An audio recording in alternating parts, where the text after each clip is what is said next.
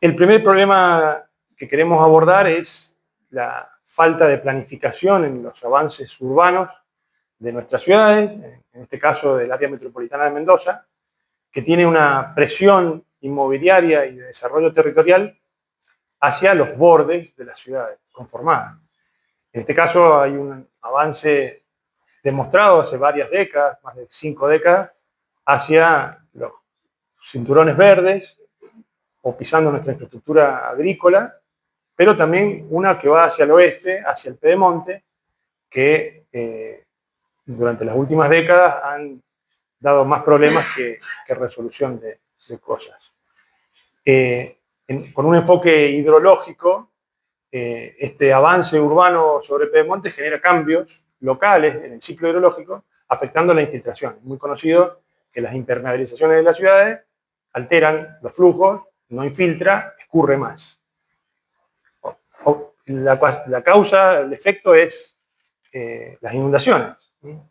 Y lo primero que hacen los tomadores de decisiones o los comunicadores es echarle la culpa a algo externo, a la lluvia, a la recurrencia, al evento extremo o al cambio climático. Lo que vamos a ver con las imágenes que voy a presentar y los resultados de investigaciones de más de 20 años en Mendoza es que los culpables también somos nosotros. No es solamente el cambio climático, no es solamente el aumento de la frecuencia, sino que es la falta de planificación, la falta de una mirada sistémica de la ingeniería y de la introducción de la ingeniería en las tomas de decisiones territoriales. El área de estudio es lo que se ve en la figura. Vemos una imagen media aérea, satelital. Vemos a la derecha el conurbano metropolitano. En las líneas amarillas son las divisorias de agua de las cuencas aluvionales que tenemos al oeste, con alturas que llegan a los 3.200 metros, cuando acá abajo tenemos 600, 700. ¿No? Un gran desnivel conformado por geomorfologías aluvionales, ¿no? Son conos de eyección, con grandes pendientes, con una cobertura vegetal xerófila, baja, tipo jarillales en general, con unos suelos muy arenosos, muy pedregosos, con alguna complicación en algún sector, con suelos carbonatados, con cálcicos que generan un sello natural, o sea que también hay problemas de que no infiltra tanto nuestro pedemonte. Y la problemática que vemos es este enfrentamiento entre el avance urbano y la dirección de flujo. O sea, ahí hay un choque, un conflicto hidrosocioambiental que se representa con las inundaciones. Tenemos cada vez más frecuencia de estas fotografías en Mendoza. Hace 30 años, 40 años, 50 años no habían tantas inundaciones en Mendoza. Quizás no había tanta difusión de los problemas. Hoy en día estamos hiperinformados, hay fotografías y videos por todos lados, quizás eso sea una de las causas de por qué vemos más casos de muertes, de daños económicos o de inundaciones urbanas cuando Mendoza no se inundaba. Las últimas de este año, fines de enero, casi han llegado a colapsar el Cacique Guaymallén, el canal que vemos ahí a la izquierda, o en el año noviembre del 20, el Zanjón de los Ciruelos, que es donde ponemos foco en esta propuesta. A la derecha vemos un código de barras y un código QR donde pueden acceder a través de él a un sistema de información hidrometeorológica que tiene el INA a través de una serie de pluviómetros dispuestos en el Pedemonte donde se informa en tiempo real comunicando a distintas instituciones como Defensa Civil o Irrigación o Hidráulica el dato de la lluvia, la intensidad en el momento para tomar decisiones, ¿no? Eso ya es un granito de arena hacia un sistema de alerta temprano, por ejemplo, que sería posible obtener si nos ordenamos todos. Y la información que se dispone a la sociedad es de ese tipo, una infografía del dato acumulado en una serie de horas. Acá son 3 horas de lluvia y obtuvimos 50 milímetros en la zona del centro y pasó eso con 50 milímetros. 50 milímetros, para que tengan una idea, una recurrencia de entre 20 y 25 años. Tampoco fue la tormenta del milenio, ¿sí? Sin embargo, pequeñas tormentas ya producen cada vez más impacto. Con Sabrina estudiamos el año pasado y presentamos en un congreso que está indicado en esa cita, en Malargüe, un análisis de una información disponible a través de una red que se llama Desinventar, una organización internacional con apoyo de las Naciones Unidas y la Unidad de Reducción de Riesgos, donde se van cargando, digamos, distintos desastres mal llamados naturales, que incluyen sísmicos, volcánicos, inundaciones de varios países de América Latina, y analizando lo que corresponde a Mendoza, se puede indicar que en el periodo 1970-2015 existen 686 eventos de desastres en esa base, de los cuales el 71% corresponden a fenómenos o amenazas hidráulicas o hídricas o hidrometeorológicas, o sea que el agua se carga con el 70% de los desastres que se evidencian en muertes, 108 muertes en todo ese registro, con una tasa del 2,4 muertes por año, o daños económicos, con ese promedio de 3,5 millones de dólares por año. O sea que acá estamos diciendo el problema es importante. Después, complementando el trabajo con Sabrina, a través de una recopilación del último decenio, 2015-2025, se recopilaron, también con ayuda de pasantes y becarios, 54 eventos más. Eventos hidrometeorológicos extremos que provocan inundaciones, con análisis e investigación de medios de comunicación diarios. Y bueno, hemos evidenciado que existe realmente un aumento de la tasa de cantidad de eventos dañosos por año. De una media de 3,5 estamos en 5,4, y si lo proyectamos al 2030 nos vamos a más de 16 eventos por año. Es alarmante. Si eso yo lo correlaciono con daño, muerte o pérdida económica, es un tema para tomar decisión. Otro análisis, lo espacial, el 35% de todas esas fichas estaban en el área metropolitana, en el Pedemonte, un 30%, una tercera parte también en Valleduco, hoy en día muy comprometido también con estos problemas.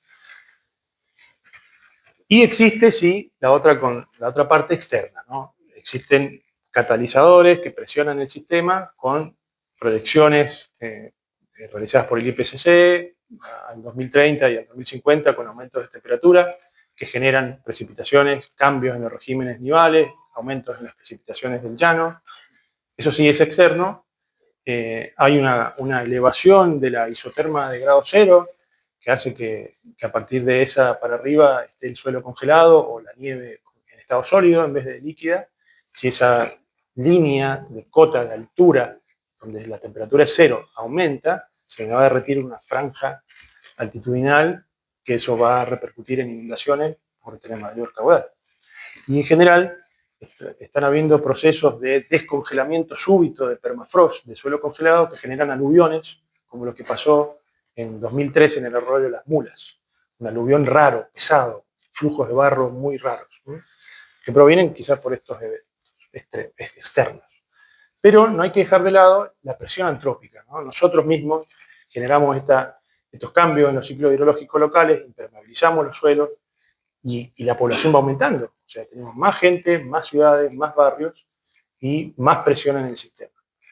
Ahí hay valores reales de residuos sólidos urbanos en nuestro sistema a cielo abierto de drenaje, de conducción, que es un gran problema social, cultural, ¿no? El tema de arrojar hojas, basura en los canales.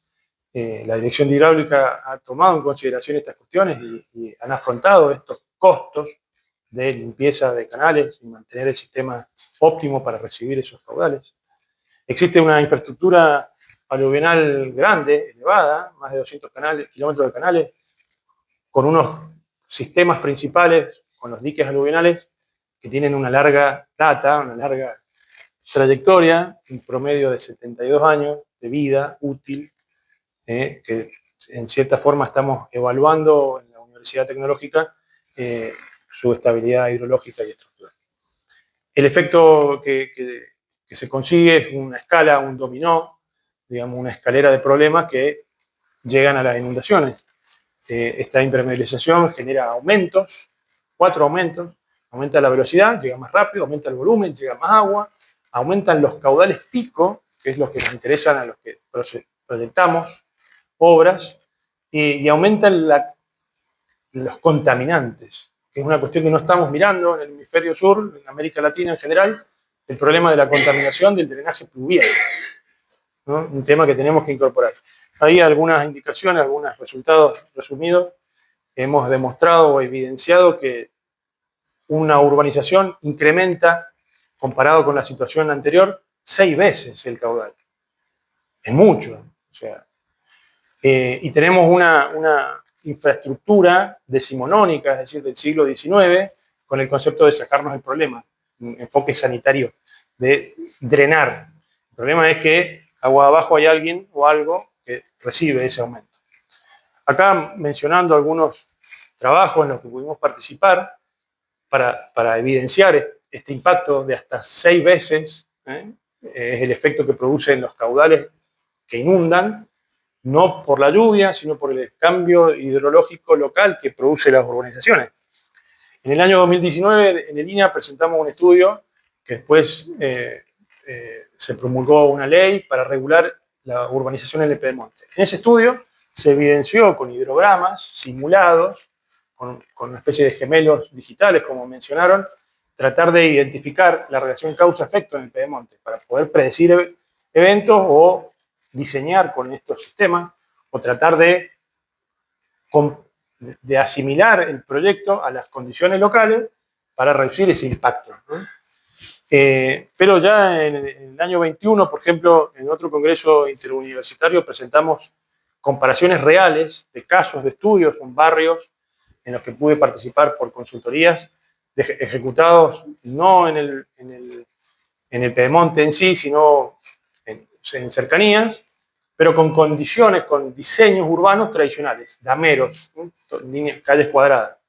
Y si comparábamos los efectos, comparando en una situación unitaria, esos hidrogramas negros son la situación previa a cada uno de estos proyectos, asignándole uno y después comparando el otro con la situación previa, veíamos que en zonas llanas el impacto es como internacionalmente se lo reconoce, se multiplica por 2 o hasta por 3 veces el impacto de la urbanización en un drenaje urbano llano. Si nos íbamos al Pedemonte se magnificaban esos, pero esto no es nuevo, digamos.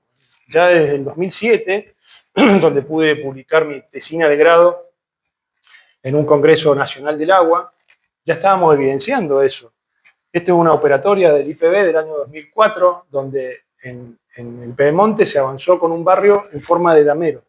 Y yo estaba trabajando para la IPB y propuse eso, y me dijeron, este barrio para una vivienda social no puede ir. Bueno, pero sale más barato y impacta menos, que era lo que representa esa figura. Finalmente se ejecutó el de arriba y se hicieron obras y se encareció los costos de urbanización.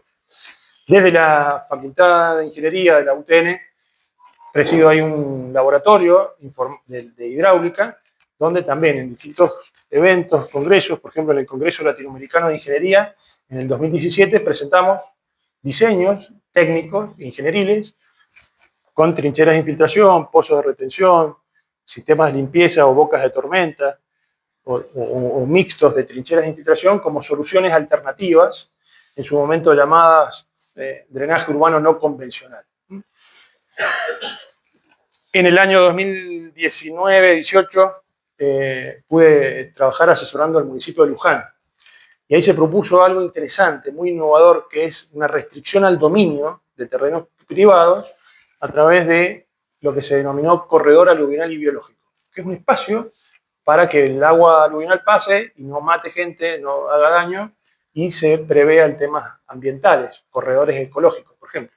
Entonces todo lo que se ve en amarillo ahí está en el distrito vertiente del Pedemonte, con un gran avance ahí en la zona de Pérez Gilú, frente al Desert. Lo que se ve en violeta es la ruta 82. Existe aguas abajo una obra que ejecutó hidráulica que colecta todo este drenaje, pero hay que hacer obras acá arriba también, ¿no? Entonces un instrumento o una solución no estructural que está relacionada con la ingeniería es dominial, jurídica. Digamos. Estamos proponiendo un instrumento jurídico con un cálculo hidráulico bidimensional justificado, digamos, para poder reducir el riesgo. Ahí se ven algunos resultados de esos modelos. La red hidrográfica, que había que definirla en su momento, decir dónde están los cauces aluviales, porque es fácil decir, sí, los cauces existen en el Pedemonte, pero nadie sabe ni dice, este sí es cauce, este no. El Estado tiene que decir, a través de la ciencia, cuál es, ¿no? Acá incluso llegamos a nomenclarlos, a nominarlos, para decir, este es el cauce Sosa 1, este es el 1-2, etc. Ahí se ve, por ejemplo, la interacción. Las zonas rojas son las zonas expuestas, los lotes expuestos que ante un evento están comprometidos. Por suerte, la dirección hidráulica continuó, el colector escudo, que es esta línea recta que se ve ahí, el colector blanco encalada, conectó hacia aguas arriba, se extendió, y gracias a eso, esta zona que estaba amenazada ahora no está expuesta, porque está defendida por una obra principal. Pero así todo, también hay que seguir trabajando en la parte interna. En el marco teórico de todas estas cuestiones, no es nuevo, viene hace varias décadas en el hemisferio norte, sobre todo, donde han pasado de una solución tradicional de ingeniería rígida o ingeniería gris o infraestructura gris a una solución más verde-azul, donde se trata de imitar a la naturaleza, tratando de preservar o gestionar la inundación. Es difícil el concepto, pero la inundación se debe gestionar. Así como estamos acostumbrados, Mendoza, a gestionar la escasez, cuando hay poca agua, se gestiona, de ahí viene la administración de cuando hay poco, pero también hay que administrar cuando hay mucho. Suena raro, pero se puede gestionar una inundación a través de cambiar una filosofía a ciudad de esponja, que se denomina internacionalmente, a través de pequeñas soluciones. ¿Cuál es el objetivo? Y mi enfoque hidrológico me representa el impacto a través de estos hidrogramas que representan esa respuesta. Yo quiero pasar de la situación roja a la situación verde, que era igual a la condición natural. Ese es mi marco. Entonces, para poder agarrar la crecida, agarrar ese hidrograma, achatarlo, estas soluciones que se proponen tratan de ir de una impermeabilización, o una analogía al tobogán hidráulico, es decir, todo lo que cayó llegó abajo, a una solución de control en la fuente. Agarrar en la fuente, en todos los jardines, en todos los espacios verdes que se pueda, en donde cae la lluvia, ahí hay que agarrarla. Con pequeñas obras, como este, un jardín de lluvia, un espacio permeable, que tenga algún drenaje subsuperficial y que desconecte el sistema que tenemos existente hoy en día, que es la red de gasequias, ¿no? O canales. Entonces, acá está el problema. Estamos urbanizando con este esquema damero, con pendientes elevadas o generando grandes movimientos de suelo, con las consecuencias de sextuplicar o septuplicar el caudal. Entonces no tiene el problema o la culpa la lluvia, somos nosotros. Y estamos todavía dejando de lado el concepto de calidad. El desarrollo urbano de bajo impacto es un acrónimo inventado también en el año 2007 con Statesina. En inglés es Low Impact Development. Es justamente un paradigma, un concepto. Apliquemos este tipo de metodologías en el drenaje pluvial para agarrar el agua antes de que se vaya. No digo ni siquiera reusarla para riego, sino retenerla transitoriamente para que no se junte toda junta y exploten los canales como veíamos en las fotos. Este es otro concepto.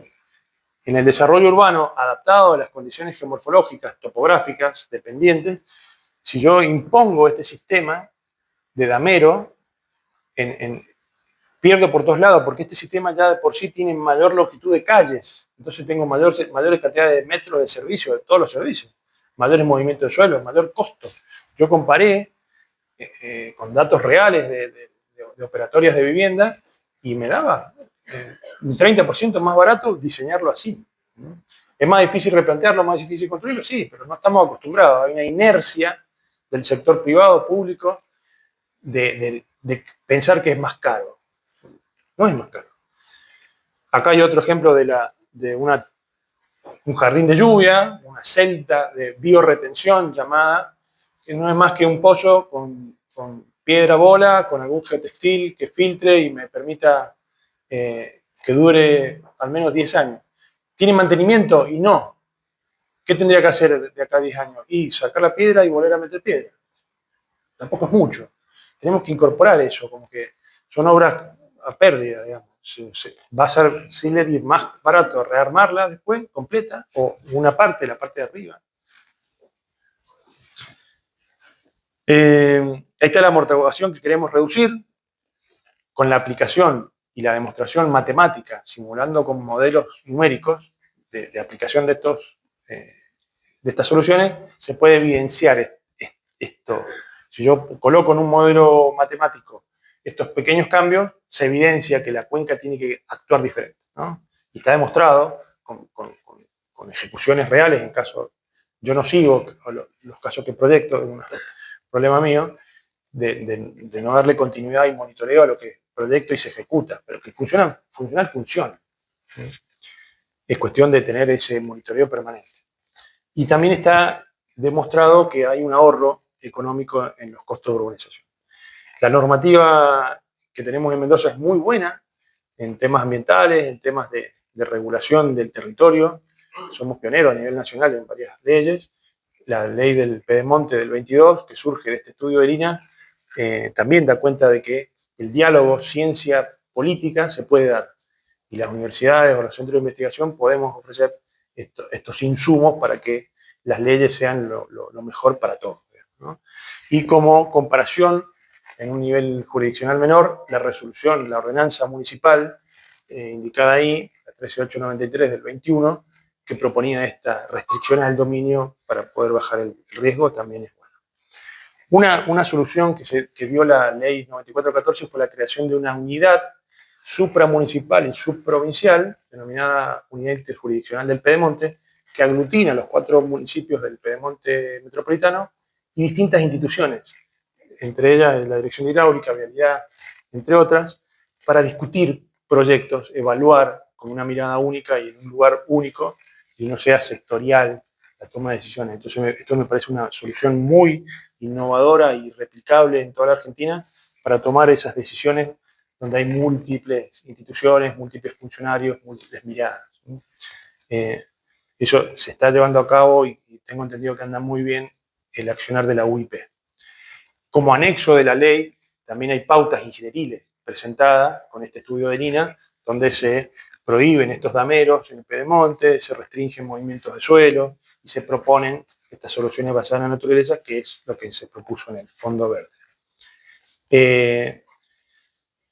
El DUBI básicamente es una integración de un beneficio económico, de un cumplimiento jurídico, legal, normativo y la evidencia científica que demuestra que funciona. Es cuestión de ponerlo en práctica, nada más.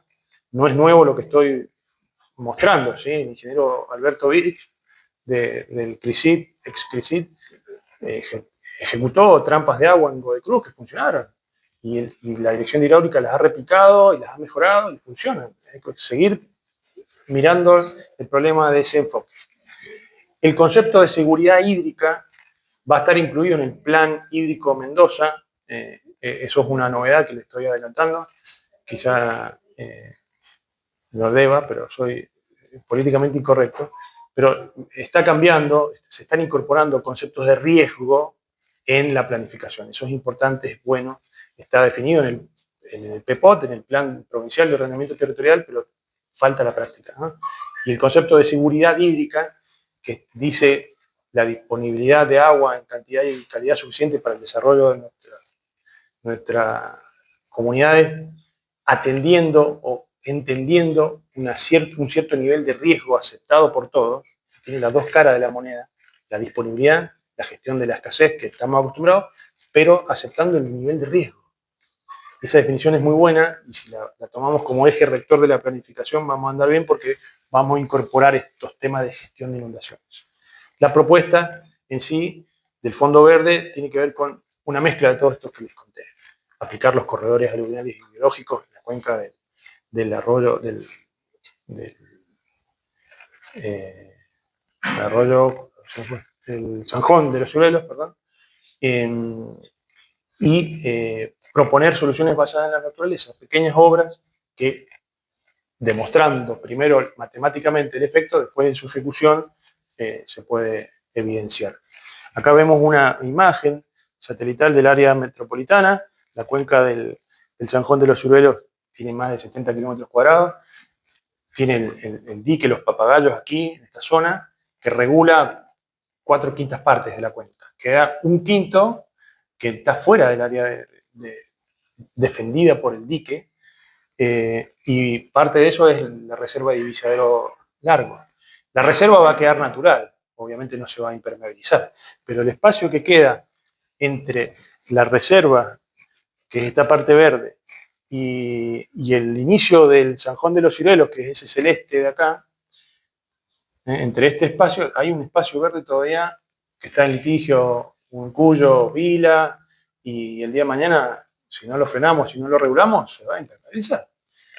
Entonces, ese fue el área de estudio elegida, digamos una zona privada, habría que hacer todas las gestiones para poder hacer obras ahí, o en la tangencia de la reserva Divisadero, que también tiene sus complejidades, no me dejaban operar un dron, por ejemplo, ahí, tuve que pedir permiso, ahí hicimos un pequeño vuelo, que es esa ortoimagen que se ve ahí.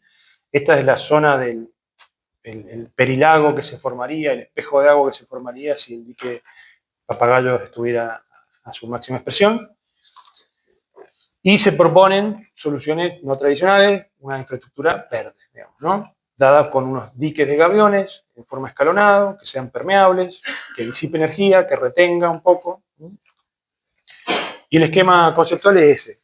A través de pequeñas obras puntuales, 2 o 3 cierres, se logra generar un freno al flujo que tiene sedimentos. Esos sedimentos van quedando retenidos aguas arriba de estos pequeños cuerpos transversales al flujo. Y el día de mañana, con la humedad que va reteniendo, va generando especies vegetales. Y queda ahí, no se monitorea o no se vuelve a generar el espacio para retener. Digamos, ya con el hecho de haber cambiado la pendiente, hace un montón de diferencia, porque va a ir frenando la velocidad. El fondo verde es una línea de acción que tiene la municipalidad de la ciudad, donde interactúa una entidad privada, como es el Banco Galicia, que pone unos manguitos ahí para promocionar la presentación de propuestas, ¿no?, sustentables. Nosotros tuvimos la suerte de ser elegidos en uno de los rubros con esta propuesta de soluciones basadas en la naturaleza, y articula el Instituto Nacional del Agua y la Universidad Tecnológica con este proyecto. La idea es proponer soluciones, evidenciar su funcionamiento como primer fase. Como fase 1 es el alcance que tiene este estudio. Existen pasos siguientes, que es ejecutarlo, ¿no?, obviamente, y después replicarlo. Como avances preliminares que podemos ir presentando, el proyecto tiene 2 meses, 3 meses de inicio. Son algunos vuelos aerofotogramétricos que hicimos con el dron que hemos adquirido, no con estos fondos, sino con otros, y tuvimos algunos problemas ahí. Se observa el ingeniero Bonilla con la georreferenciación de los puntos de apoyo que se ve a la izquierda, y abajo la generación de los modelos digitales que vamos a usar como insumo para los modelos hidráulicos que se ven arriba los resultados, como para tener una idea de cuál sería la mejor posición para colocar esa obra que tenga el mayor impacto en la reducción de los caudales, por ejemplo. Ese es el objeto de la parte esta, fase 1 del estudio. Los siguientes pasos, obviamente, es la sociabilización. Esto estaría dentro de esa fase 2, difundir estos resultados. También está llegar a la comunidad con estos resultados, con estas ideas, llegar a las empresas. En la fase 3 es ejecutarlas, también con alguna fuente de financiamiento, como el Fondo del Agua, o alguna ventana de financiamiento internacional, con un accionar privado que se beneficie también, digamos. La replicabilidad espacial de estas soluciones es enorme. El que la vea, la empresa que la vea como negocio, me parece que va a dar un salto, porque son pequeñas obritas que ejecutadas y distribuidas van a funcionar. Y la fase 5 es esto justamente, escalar las soluciones, replicarlo en otras áreas como Valleduco o San Rafael o Malargüe, y no dejar de lado que estos sistemas hay que avanzar también en una forma de regular con leyes, con normas, con resoluciones, para que tengamos una misma vara los ingenieros, los proyectistas, y funcione, ¿no? Yo no creo que estos temas hayan estado incluidos en el Código Unificado de Urbanizaciones, que no tuve oportunidad de participar, por ejemplo. Entonces, hubiera sido muy bueno haber incorporado algo de esto, ojalá esté, en el Código de Urbanización, porque esto hace al problema, digamos, incluir, o que la mirada hidráulica, hidrológica no esté incluida en un barrio, hace que la suma de todos los barrios haga el desmadre. No vemos las ciudades, no vemos el sistema, ese es el gran problema. Se lo he dicho a varios presidentes del IPB en su momento, nosotros no hacemos barrios, hacemos ciudades, estamos haciendo una sinergia de cosas. Entonces tenemos que incluir esos impactos sinérgicos, ¿no? Y para cerrar, un gemelo digital, la idea sería pasar de esto de cauce a algo así, digamos, ¿no? Sería una especie de utopía futurista que me atrevo a presentar, gracias a la ayuda de las inteligencias artificiales, para crear estas cosas lindas, pero la idea es eso, un sistema de trampas de agua o aviones distribuidos en todo el Pedemonte que permitan generar espacios verdes y entre medio la urbanización adaptada, ¿no? Así que bueno, muchas gracias.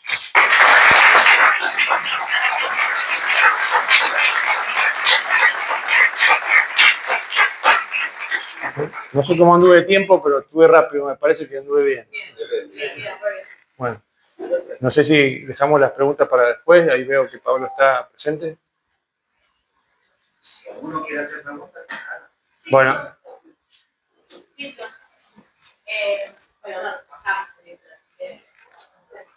¿Qué hay del tema de cuando vamos a hablar de barrios?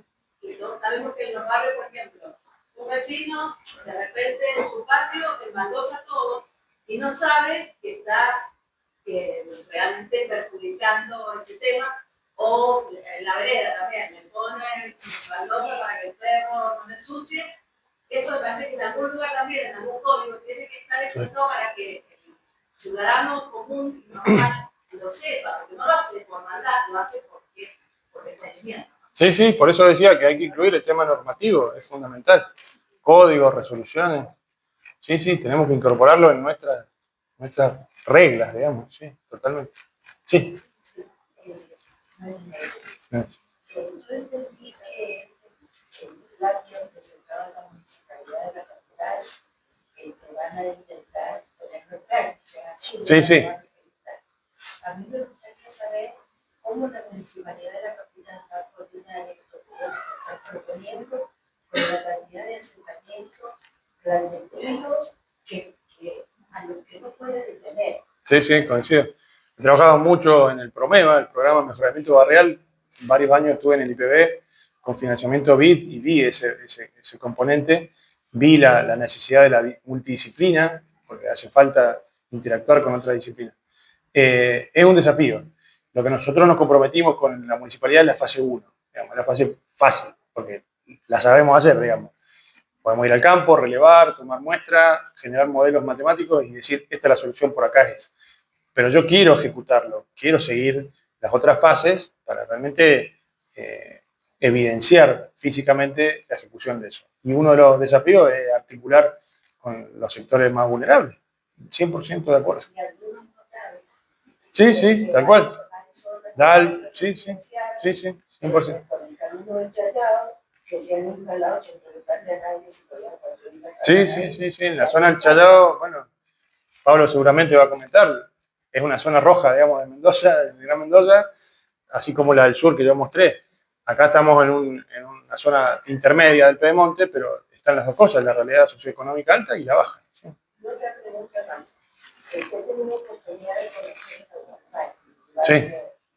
¿Qué protección en la Tienen. El ingeniero de Bandi, no sé si está presente.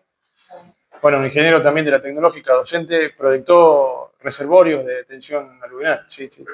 Tiene ese sistema de clústeres, de manzanas curvas, calles curvas, siguiendo la topografía, y tiene sistemas de retención. Sí.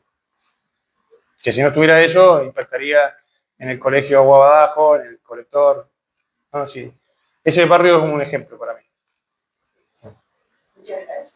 ¿Qué pasa, hacer una consulta, qué pasa con todos esos canales de riego yo trabajo mucho en la zona industrial, donde hay muchos cauces de canales de riego, y esa agua se desperdicia porque pasa y no se logra retener, ni siquiera poder usarse en las empresas como si tuvieran un lavadero como para reutilizarlo.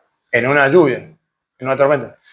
Bueno, es una de las preguntas que más hacen. Yo estoy del lado de que no se puede usar, porque tiene un picos de contaminación altísimos. Nosotros hemos investigado en el año 2010, liderado por el ingeniero Jorge Massa, la contaminación que tenemos en el centro, y hay metales pesados, hay de todo, y no la puedo usar, porque la tengo que tratar primero. Entonces, el concepto de querer agarrar la lluvia para reusarla es difícil acá, porque tenemos unas intensidades tan altas, de 3 milímetros por minuto, 2 milímetros por minuto, es un baldazo de agua que cae. Agarrarla en volumen para que me sirva, para mí no es eficiente. Yo me conformo con que gestionemos, aunque sea esa agua, se infiltre de alguna manera, se retenga por las plantas, no se le dé un uso productivo porque se necesita mucha infraestructura para agarrarla. Entonces, me aboco más por ese lado, dejarla pasar. Los sistemas de drenaje de riego sirven, son sistemas de drenaje justamente. Va a parar en algún lado y en algún lado inunda, eso no me cabe la duda. Si yo acciono en retenerla, algún efecto agua abajo llega. Bueno, les agradezco las preguntas. Le doy la palabra al ingeniero Pablo. Bueno, gracias. Pablo Rodríguez es ingeniero civil con especialidad en hidráulica. Actualmente se desempeña como director de hidráulica de la provincia de Mendoza en el ámbito del Ministerio de Energía y Ambiente.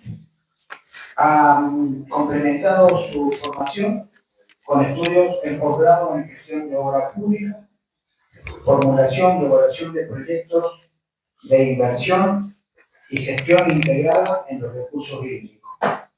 El tema que nos va a disponer hoy es tormentas extremas y respuesta de la infraestructura aluvional en el área metropolitana de Mendoza. Su trayectoria profesional ha sido desarrollada tanto en el sector público como en el privado, participando en proyectos vinculados en la hidrología, la planificación y ejecución de obras hidráulicas, la gestión de los recursos hídricos y la mitigación del riesgo aluvional. Su experiencia incluye el análisis de eventos hidrometeorológicos severos y el desarrollo de infraestructuras y estrategias orientadas a la protección aluvional y a la resiliencia territorial de la provincia de Mendoza. Y acaba de ser mencionado por la Universidad de Congreso al compromiso ambiental por parte de su labor profesional.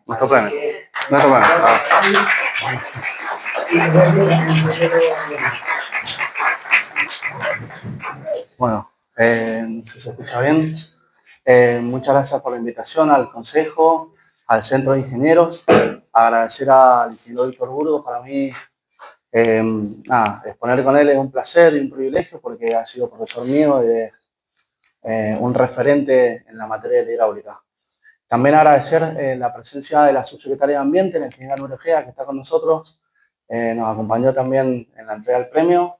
Está también la coordinadora del Fondo del Agua del Río Mendoza, el director de Áreas Protegidas, el subdirector de Hidráulica, bueno, todo el equipo del Ministerio de Ambiente, que para mí, es un apoyo y un impulso diario para trabajar en esto que es tan importante para nosotros, que es la gestión de la seguridad hídrica y cómo ha ido cambiando con el paso del tiempo. Así que bueno, sin tanto discurso, voy a hablar un poco sobre lo que ha pasado en las últimas temporadas y cómo ha respondido el sistema de infraestructura aluvional. Algo adelantó el Víctor. Espero no aburrirnos, pero bueno, un poquito el contexto local de la provincia de Mendoza. Todos la conocemos. En el último censo arrojó una población de más de 2 millones de personas, y el área metropolitana, que es lo que nos condensa en esta charla, hay más o menos un 60 o 70% de toda esa gente vivimos acá, ¿no? 1.200.000, estamos en los departamentos del área metropolitana. El Plan Provincial de Ordenamiento, que fue pionero en el país, ya lo dijo Víctor, nos dice que nuestra área metropolitana constituye un ambiente frágil e inestable debido a sus grandes pendientes, lluvias estivales violentas y concentradas, vegetación escasa, degradada, suelos no consolidados y acelerados, procesos de erosión principalmente hídrica. Niveles de erosión están disectados por torrentes temporarios, ríos secos o wadis, que encausan el escurrimiento de forma lineal y solo aportan caudales esporádicos durante las intensas precipitaciones estivales. Eso ya lo decíamos allá cuando estábamos trabajando en este plan hace décadas. La precipitación anual en la provincia de Mendoza es entre 200 y 250 milímetros al año. Y teniendo en cuenta lo que dice el plan y esa cantidad de agua, bueno, ¿cómo trabajamos en la provincia para resguardarnos y cuidar la infraestructura, las personas? Mendoza tiene una rica historia en lo que tiene que ver con las obras hidráulicas, como también fue pionera en la elaboración del plan de ordenamiento, fue pionera en la materialización de estas grandes obras, que como Víctor explicaba, tienen un recorrido de más de 200 kilómetros en toda la provincia. Yo me voy a enfocar solamente en el área metropolitana, que andamos en los 80, 100 kilómetros de colectores aluvionales. Tenemos 4 diques de atenuación de crecidas, que son el dique Maure, Papagayo, Frías y el dique Campo Espejo, que a veces lo tenemos medio olvidado, pero también es un dique de atenuación que cumple con una función muy importante. Colectores tipo escudo, como se decía antes, que son muy extensos, y si uno porque ya lo tiene incorporado, un mendocino, pero cuando transitamos por la ciudad de Mendoza vemos esos tremendos colectores. Hicimos el ejercicio una vez con el Emanuel Juan, que no está hoy, pero nos suele acompañar, que es el director de Administración de Contratos de Obra Pública, cuánto costaría hoy si nosotros quisiéramos hacer esas tremendas obras. Y bueno, las cuentas nos alarmaban. Solamente a nivel histórico, destacar que en el año 70 hubo una tormenta muy fuerte que hizo colapsar el dique de Frías. Fue tal la trascendencia de ese hecho que ese cuadrito que vemos ahí es un cuadro del ICOL, que es el instituto que regula las grandes presas en todo el mundo, y ese evento está mencionado en su bibliografía como un evento a estudiar. Y bueno, así quedó el dique Frías.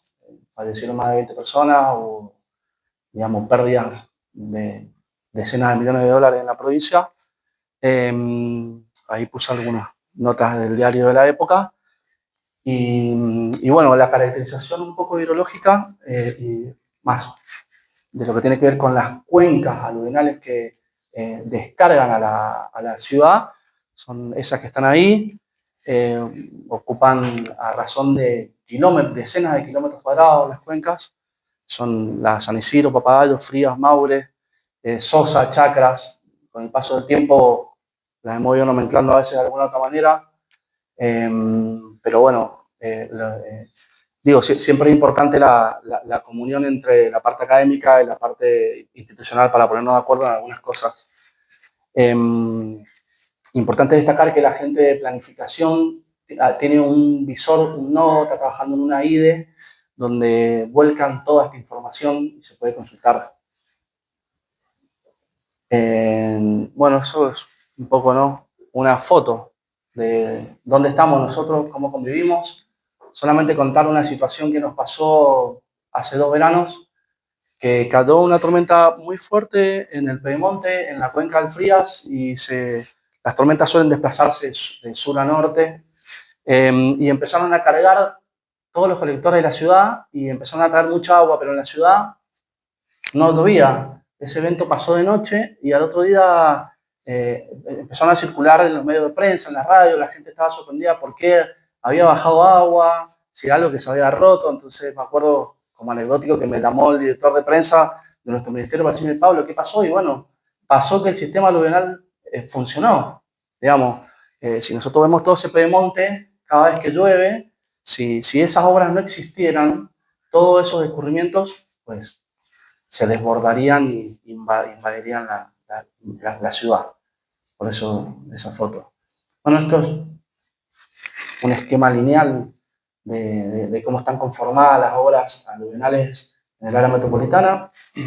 Destaco el área metropolitana para no extenderlo mucho, pero También en el Valle de Uco nosotros tenemos infraestructura aluvional, en San Rafael otro tanto, en Malargüe. Bueno, ahí se pueden ver los colectores aluvionales. El concepto de hace 70, 80, 90 años, como decía el Víctor, tenía que ver con desalojar el agua, ¿no? Era un concepto, nosotros tenemos una biblioteca y por ahí uno agarra un expediente de cuando se licitaba una obra en esa época, decía las aguas bravas, decían, hay que despegarnos de las aguas bravas, entonces captarlas, conducirlas y tirarlas en algún lugar del secano que no incomodan a nadie. Ese era el concepto hace décadas. ¿Qué es lo que ha pasado? Pues nos hemos estado expandiendo. Entonces ya esos lugares que antes no estaban habitados, pues hoy sí lo están. Entonces tenemos la obligación de pensar cómo resolver los problemas en esos lugares donde antes no estaban. Desde un concepto del riesgo, digamos, la amenaza siempre está. Nosotros, me ha tocado ir a distintos eventos y siempre digo, Mendoza es sísmica, ¿no? Me encanta hablar acá porque somos todos ingenieros, tenemos una normativa sísmica, sabemos que, pero también es una provincia que tiene una problemática aluvional, es inherente a su condición, a su ubicación geográfica, topográfica. Entonces, bueno, ¿cómo gestionamos eso?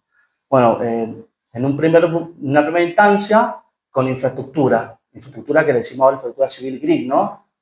Grandes obras para captar y conducir y alejar esas aguas. Hoy los conceptos nos obligan a reformular ese pensamiento.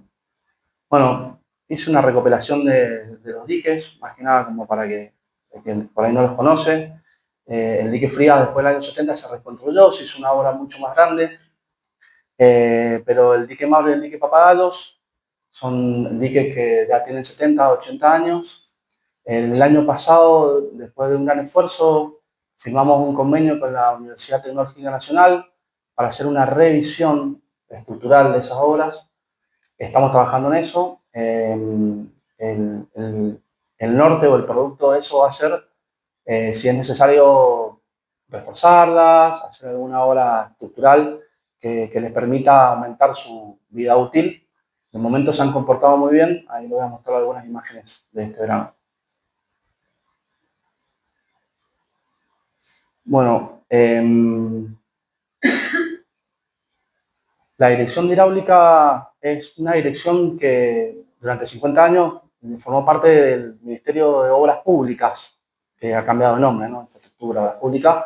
Era una unidad ejecutora de obras y de mantener esas obras. Desde esta gestión estamos dentro del Ministerio de Energía y Ambiente, la Subsecretaría de Ambiente me parece que tiene una lógica mucho más sensata, teniendo en cuenta que la gestión del riesgo hídrico es mucho más amplia que, no sé, que prestar un servicio público de limpiar un zanjón, ¿no? ¿Qué es lo que pasa? Estamos todos de acuerdo, a cualquier lugar donde vamos se debate la cuestión del cambio climático. A mi humilde entender, estamos ante una situación donde vamos a tener eventos extremos cada vez más recurrentes. Estamos trabajando, la subsecretaria me dio el ok para que ya este año hay altas probabilidades de que tengamos un fenómeno del Niño, que eso va a replicar en mayores tormentas, mayores condiciones de sequía, y para eso nos estamos preparando. ¿Cómo resiste la infraestructura aluvional? Bueno, cuando vienen las tormentas están muy solicitadas, no sé si tenemos un parlante, pero quería poner, a ver si se alcanza a ver.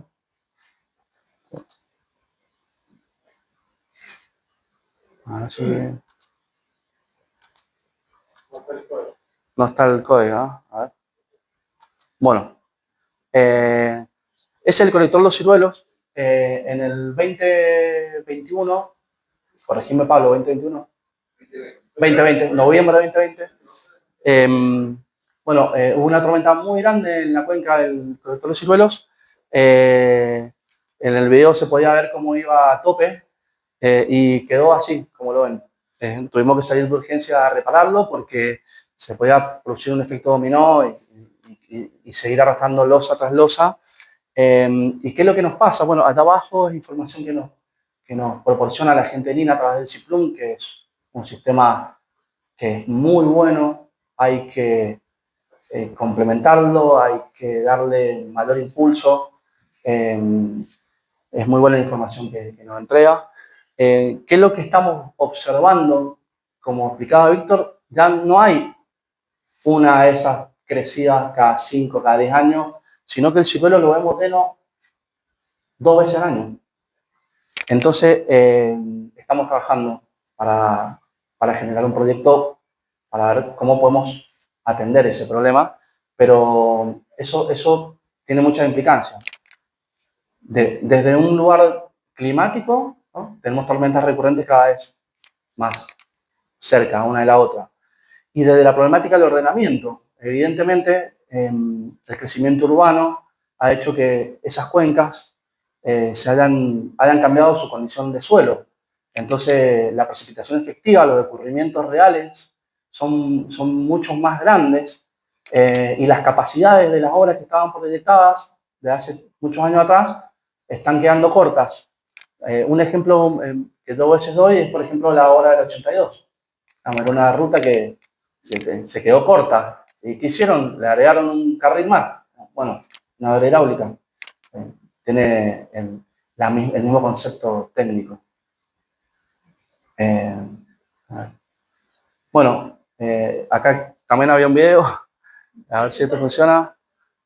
Tampoco, no, ese no está disponible. Esto era el video, pero el Víctor lo pasó, el caciqueo de Matén. Yo hace más de 20 años trabajo en la dirección hidráulica, veo muchos ingenieros que han pasado al ingeniero Santilli. ¿Usted se acuerda si alguna vez el caciqueo de Matén fue lleno? 350 metros cúbicos, usted está el ingeniero público, usted, tremendo, 350 metros cúbicos segundo, yo no lo había visto nunca. Ajá, desbordada en la terminal. Y así quedó a la altura del barrio Ugembi.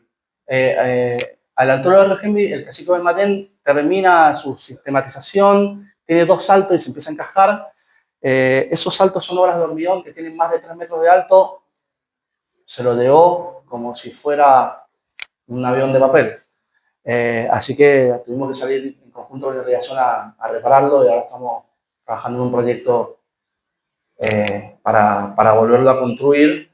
Pero bueno, allá abajo están los datos de esa tormenta, una tormenta de alrededor de 55 milímetros que cayó en menos de una hora y tenían, puse la variación de la intensidad. Para los que somos hidrólogos, empezamos a contar la cantidad de milímetros por minuto, ¿no? Entonces, 1 milímetro por minuto, si cayera constante durante una hora en Mendoza, sería una tormenta de 60 milímetros, una tormenta grande, pero es la tormenta caracterizada de proyecto. Si empiezan a caer 2 milímetros por minuto, el Víctor me empieza a tomar, y si empiezan a caer 3 milímetros por minuto, nos empezamos a llamar entre todos, ya el Daniel Burguesa también me llama. Bueno, eso fue lo que pasó. En esa tormenta, el problema son los picos de caudal, Gracias a Dios, en 20 minutos empezó a bajar eso y no pasó mayores, pero esos picos generan estos caudales tan grandes, se juntaron caudales, el cacique de Matén también traía la consigna de riego, que alcanzaron a bajarlo un poco, pero no del todo, entonces por eso fue que fue tan cargado. Y bueno, ahí arriba hay algunos datos del director de Lina que yo copié. En enero tuvimos un récord de agua caída. Históricamente la lámina andaba en los 30 o 40 milímetros, había un pico de 90 y tanto, este fue de 87. O sea, cayeron, o sea, si el régimen anual es de 220, supongamos, cayeron casi 90 milímetros en enero. Entonces, bueno, las afectaciones en los sistemas aluvionales son importantes. Ese fue el evento del 30. A ver. Bueno, en virtud de la problemática que tuvimos en el verano, salimos a hacer un relevamiento con un dron para ver cómo estaban las obras, sobre todo en el Pedemonte, porque las que están acá en la zona urbana salimos y las revisamos, pero me pareció importante sumar a lo que contó Víctor. Bueno, esa es la presa Maule. la presa Maure sufrió los embates de esta temporada. En la primera foto se alcanza a ver el embanque que tiene. Y en el paredón, bueno, no se alcanza a ver bien en las fotos, pero alcanzó como 7 metros de altura el nivel de agua. Y después se bajó porque se empezó a consolidar un poco ese barro y ahora está un poquito más consolidado. Estamos en plena tarea para contratar un servicio para desembancarlo. Pero me parecía prudente porque, insisto, si no estuvieran esas obras, todo ese volumen de agua que entra ahí, que es de medio hectómetro cúbico, bajaría a Godicruz, sin más. Entonces, la importancia de mantenerlas, esas obras. Y abajo son las obras que venimos impulsando desde la disuasión hidráulica hace ya 15 años, Pablo, más o menos, diques 20 años. Son pequeños diques de control de torrente que nosotros instalamos en el Pedemonte, construimos, materializamos nuestros cauces y, bueno, una imagen vale mil palabras. Han funcionado bien. Son obras que no son muy onerosas, son rápidas de ejecutar y me parece que integrando con el concepto del DUI, el concepto de las técnicas de gestión de desagües urbanos más actuales, nos van a traer grandes beneficios. Así que al día de hoy tenemos alrededor de 50 de esos diques instalados en el Pedemonte de la provincia y bueno, vamos por más. A ver si. Bueno, esta diapositiva me parece importante. El proyecto de ampliación del colector Blanco Encalada, Nobleza Obliga, se hizo ya por el año 2008 dentro del proyecto de lo que era la presa Chacarecoria de obras complementarias, que en realidad es de fines de los 80, pero fue una obra muy importante que quedó como en el banco de proyectos porque el crecimiento urbano en esa zona era exponencial. No sé si se alcanza a ver, pero el cuadro del medio, que hay 4 diapositivas, este proyecto lo presentamos en el Conagua en el 2025. Ahí se ve como el cuadrado del Lotodo Pérez Guilú empezó a crecer, ¿no? La primera foto, la segunda, la tercera, la cuarta. Hoy ahí hay más de 50 barrios donde viven más de 25.000 personas. Y creciendo, así que no sé, hoy digo eso, mañana se instalaron 10 familias más. El colector Blanco Encalada fue una obra que estuvo bien pensada, digamos, ya advertía que había una intención de instalarse en esos lugares. Lo que pasó fue que cuando se encontraron con que ahí pasaba el río Seco Sosa, era muy complejo solamente hacer una obra lineal con máquina, porque los desniveles y la topografía no lo permitían. Entonces, bueno, con el paso del tiempo esa obra quedó sin hacer. En la gestión anterior pudimos licitarla, adjudicarla y después quedó frenada, pero este año con el impulso del gobierno y con una inversión de más de 5.000 millones de pesos la pudimos terminar. Ahí se alcanza a ver una foto al final de la obra, justo está el Pablo acá, que fue un inspector. Es una obra aluvional de gran envergadura. Yo le digo que es la obra aluvional más importante de los últimos 20 años, después que se revistieron los Viamontes en Chacarecoria.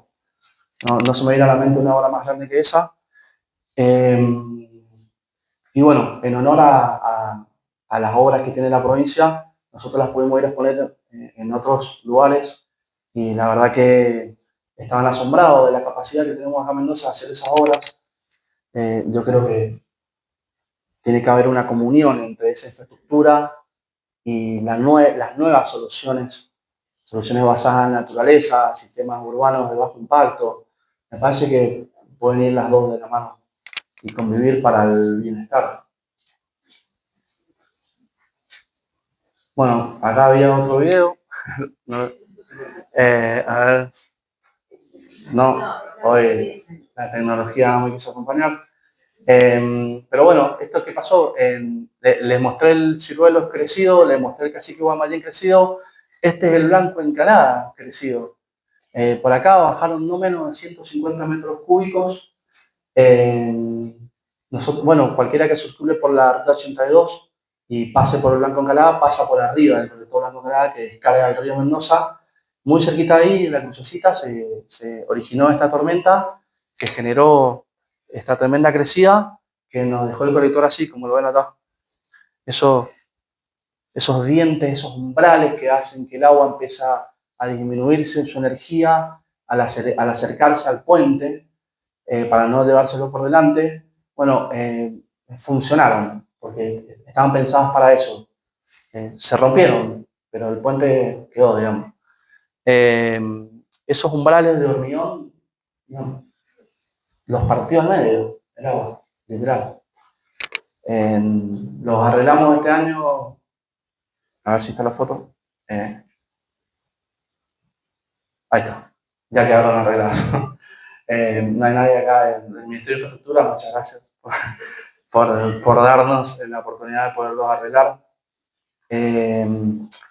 La infraestructura hidráulica de la provincia es muy grande, entonces se hace difícil su mantenimiento, pero bueno, lo pudimos hacer y estamos tranquilos de que si vuelve otra crecida similar, las condiciones son operativas.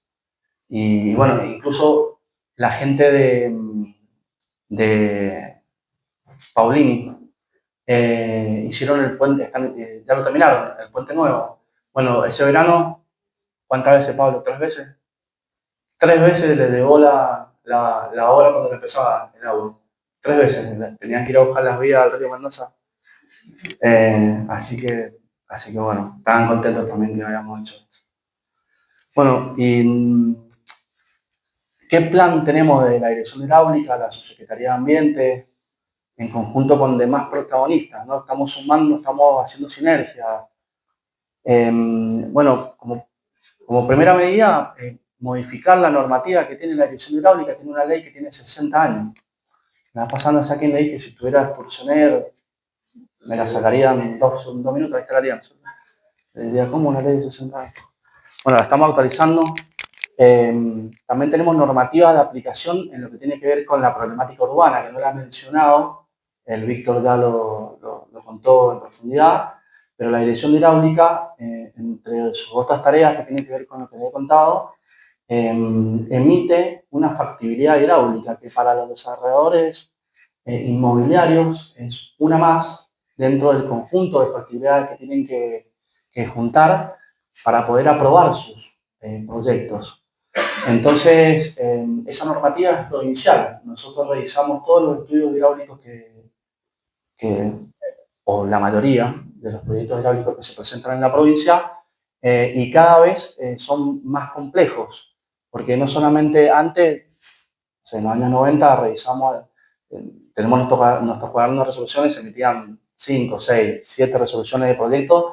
El año pasado emitimos más de 100 resoluciones de proyectos hidráulicos, entre los cuales están parques solares, plantas industriales, proyectos productivos, gasoductos, oleoductos, entonces todas redes eléctricas. Entonces, todo ese involucramiento institucional de la Dirección Hidráulica en esos proyectos meritúa que modifiquemos nuestra normativa. Entonces, en eso estamos trabajando. ¿Qué otra cosa? Bueno, hemos sumado mucho el aporte académico. Tenemos convenios firmados con las 2 facultades de ingeniería más importantes de la provincia, en las cuales trabajamos la parte aluvional y también la ocultación, porque la Dirección Hidráulica es la autoridad de aplicación de la seguridad de las presas, Potrero y Carrizal, en breve también los Ñubiles. Así que cada vez tenemos más trabajo, con mucho gusto. Entonces, también las facultades nos colaboran con los procesos de ocultación de las presas. Bueno, tenemos un plan de obras que lo presentamos en infraestructura todos los años con nuestros presupuestos. Y estamos trabajando, hace muy poquito tuvimos una reunión para mejorar el sistema de alertas tempranas que tenemos en la provincia. Yo digo que hay un montón de instituciones públicas que miden cantidad de agua caída. Desde el INA, la Dirección de Contingencias Climáticas, el INTA, las bodegas, el servicio meteorológico, privados, un montón. Algunos se les puede ocurrir a algún otro. Deberíamos centralizar eso y tenerlo más a la mano. En otros lugares los accesos son más fáciles, entonces eso nos permitiría tener una respuesta más rápida ante alguna situación de emergencia. Estamos trabajando en eso también. Hacemos un trabajo muy intenso en la gestión de los residuos. En el año 2025, la Dirección Hidráulica, en conjunto con municipios, después de haber firmado varios convenios, hemos sacado más de 2.000 toneladas de basura de los colectores urbanos, que como veíamos en la presentación anterior, si son 200 kilómetros de colector urbano, son reservorios lineales de basura. Eso es, básicamente son vertederos lineales donde la gente, en el colector Papagatos, esta es la 10ª vez que lo limpiamos este año. Nosotros tiramos, la gente viene atrás, hicimos campañas de concientización, las seguimos haciendo, vamos a las escuelas, vamos con los chicos del municipio. Ahora hay una ordenanza, hay un proyecto para multar, así que bueno, estamos trabajando en eso también muy fuerte, muy fuerte. También dentro de un contexto de que hay una nueva ley GIRSU, que es muy importante. Así que el trabajo y la generación de la conciencia, nosotros hemos sacado de los productores lavarropas, colchones, cosas insólitas. El año pasado nos pasó, no está el Nacho Audet, pero un día me llamó, me mira la subsecretaria y me llamó y me dice: Pablo, está prendido fuego fría, está prendido fuego. Digo, ¿cómo está prendido fuego? No puede ser, está prendido fuego. Ahorita voy. Claro, ¿saben qué hacían? Tiraban cubiertas, las prenden fuego y cuando se derriten quedan los alambres, sacan los alambres y los venden. Entonces tuvimos que, bueno, de esas cosas tenemos situaciones bastante seguidas. Bueno, acá algunas imágenes, no me quiero extender mucho más, pero me gusta mucho venir acá porque la dirección hidráulica es como que está de frente al problema. Nosotros es como que las denuncias, los reclamos nos llegan siempre a nuestros teléfonos, a nuestros mails. En la dirección hidráulica es una dirección de puertas abiertas, pero necesita del insumo de la academia. Y creo yo que lo estamos haciendo. Entonces, bueno, está la dirección hidráulica en acción con nuestras máquinas, con nuestros profesionales, que son profesionales de muchísimo prestigio, y muy comprometidos y de mucha vocación, a los cuales les agradezco. Allá arriba se ve una foto del río Atuel, que bueno, en alguna otra reunión, Ricardo, les contamos cómo fue la problemática. Así que bueno, muchas gracias.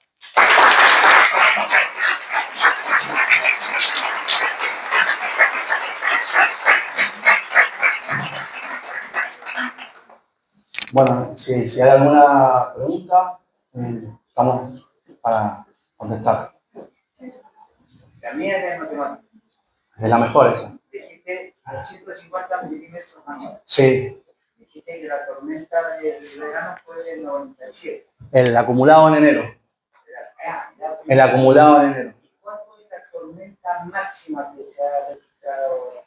Que se ha registrado no, pero en el 2008 se hizo la PMP, que es la precipitación máxima probable, que es 161 milímetros. Esa sería la máxima precipitación posible si se dan en simultáneo los peores eventos en la atmósfera, digamos. Y lo otro es la recurrencia, o sea, ¿en qué meses se da más? Porque yo recuerdo que hemos tenido 7 u 8 meses de lluvia. Bueno, la recurrencia es un concepto estadístico, ¿no? A veces es difícil de explicarlo, pero tiene que, o sea, pues sí, bueno, una tormenta con una recurrencia de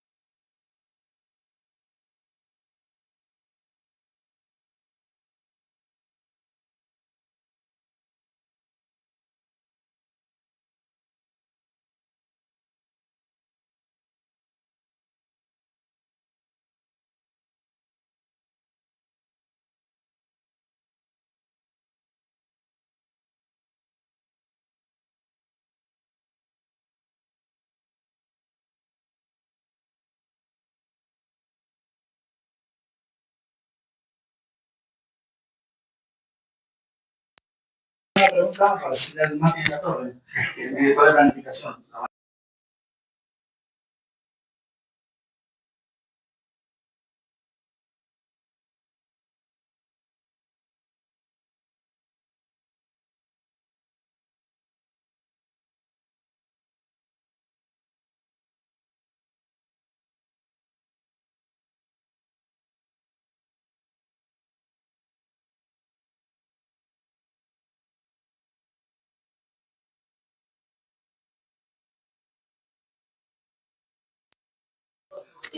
¿Puedes hablar con él? Ah, sí. ¿Se lo querés pasar?